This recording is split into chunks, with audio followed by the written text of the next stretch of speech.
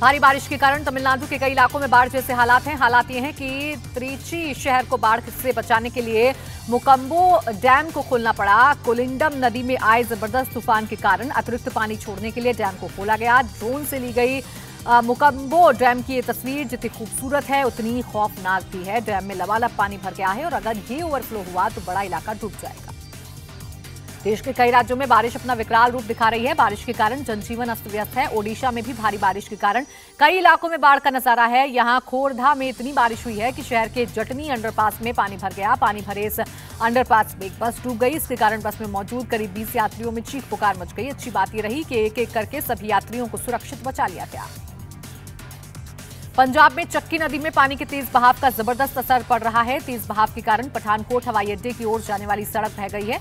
इसके चलते शहर से एयरपोर्ट का रास्ता पूरी तरह बंद हो गया है। एयरपोर्ट रोड का ये एरिया हिमाचल प्रदेश में पड़ता है। इस संबंध में पठानकोट के डीसी हरबीर सिंह ने बताया कि रोड कटाव को लेकर हमने हिमाचल सरकार से बात की है, वो इस पर काम कर रहे हैं। पिछले महीने भी ये सड़क तेज बहाव में बह गई थी।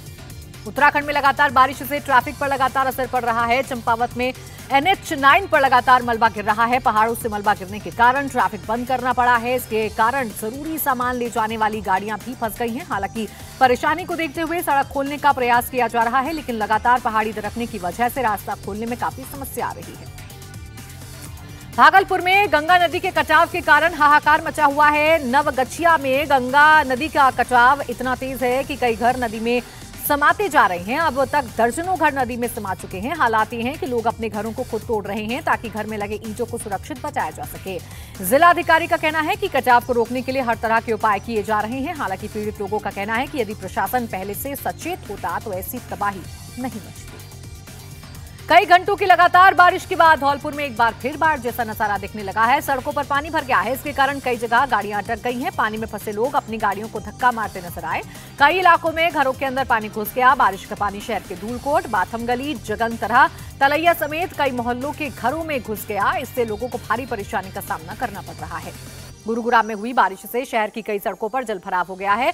हाईवे पर जलभराव से वाहनों की रफ्तार थमी हुई है। इससे निगम की तरफ से बारिश के दौरान जल निकासी के लिए की गई व्यवस्थाओं की भी पोल खुल गई है। रुक रुक कर हुई बारिश से शहर के पॉश सेक्टर हो या फिर कॉलोनियां, हर तरफ जलभराव हो गया है। पानी निकासी की व्यवस्था नहीं होने से बारिश खत्म होने के घंटों बाद तक जल जमाव बना रहा। हरिद्वार में बच्चों की जान दांव पर लगाकर पढ़ाई की जा रही है। यहाँ के ज्वालापुर में प्राथमिक विद्यालय की तस्वीर देखकर हर कोई सकते में है। स्कूल पूरी तरह खंडहर में तब्दील हो चुका है। स्कूल में छत नहीं है, लेकिन छोटे छोटे बच्चों को उसी हाल में पढ़ाया जा रहा है। बारिश होने पर तिरपाल डाल दिया जाता है। जाड़ा, गर्मी और बरसात में बच्चे ऐसे ही खुले में पढ़ते हैं। खंडहर हो चुके भवन का कोई भी हिस्सा कभी भी गिर सकता है और बच्चों के साथ बड़ा हादसा हो सकता है। बिहार के शराबबंदी के बीच शराब पीने से मौत का तांडव जारी है। छपरा के बाद अब वैशाली जिले में भी 3 लोगों की मौत जहरीली शराब पीने से हो गई। वहीं 4 लोगों का अस्पताल में इलाज चल रहा है। हालांकि प्रशासन अभी तक शराब पीने से मौत की पुष्टि नहीं कर पाया है, जबकि स्थानीय लोगों का दावा है कि तीनों की मौत शराब पीने से हुई है। बताया जा रहा है कि एक छठी समारोह में भोज के बाद शराब पार्टी का इंतजाम किया गया था।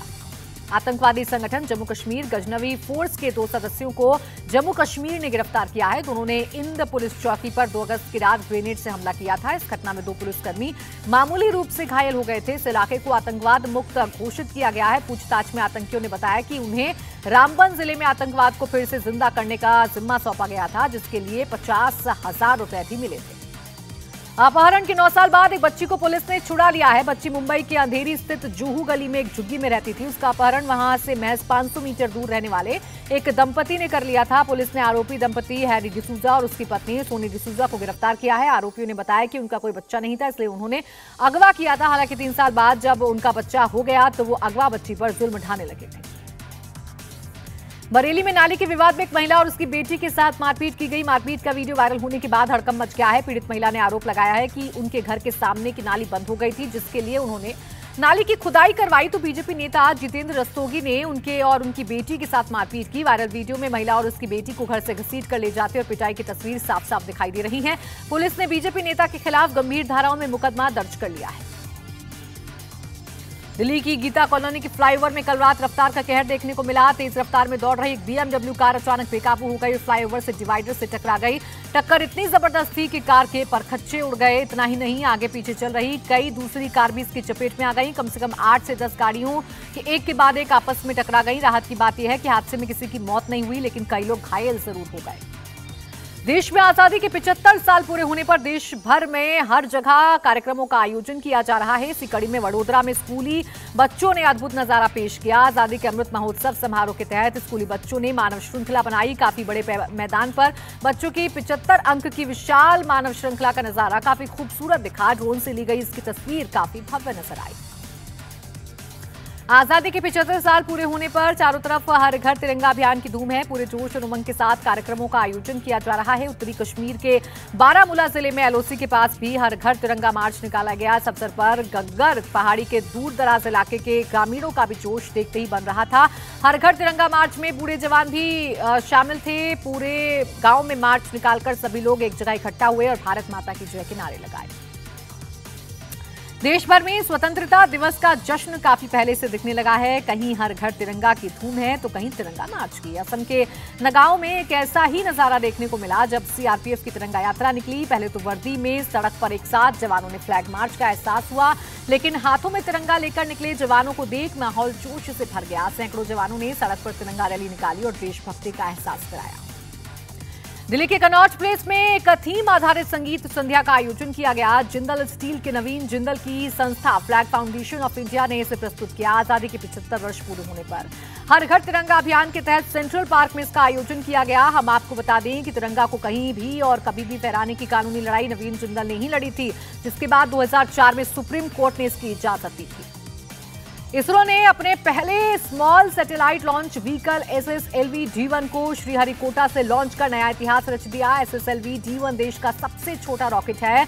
110 किलो वजन SSLV 3 स्टेज का रॉकेट है, जिसके सभी हिस्से सॉलिड स्टेज के हैं। इसे महज 72 घंटों में असेंबल किया जा सकता है, जबकि बाकी लॉन्च व्हीकल को करीब 2 महीने लग जाते हैं। SSLV D1 750 छात्रों द्वारा निर्मित सैटेलाइट आजादी सेट और पृथ्वी अवलोकन उपग्रह 2 को भी अपने साथ ले गया है।